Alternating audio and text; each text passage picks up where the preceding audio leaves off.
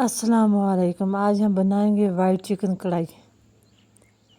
आप बनाना शुरू करते हैं। 1 केजी चिकन लिया, 1 कप तेल डालें, 2 गिलास पानी, आधा चम्मच नमक और अदरक लहसुन का पेस्ट, साथ ही में 2 बड़े प्याज डाल के अच्छी तरह से मिक्स कर लें और ढक्कन दे के 20 मिनट के लिए छोड़ दें।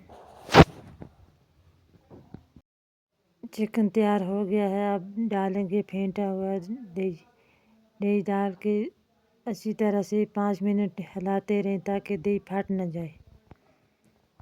मसाले: धनिया पाउडर 1 चम्मच, जीरा पाउडर 1 चम्मच, काली मिर्च 1 चम्मच, चिकन मसाला 1 चम्मच और अच्छी तरह से मिक्स कर लें।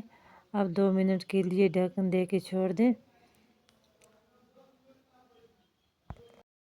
काटी हुई हरी मिर्च, साथ में फ्रेश क्रीम, अगर फ्रेश क्रीम नहीं आप मलाई भी डाल सकते हैं, और साथ ही में धनिया के पत्ते और गरम मसाला डाल के अच्छी तरह से मिक्स कर लें।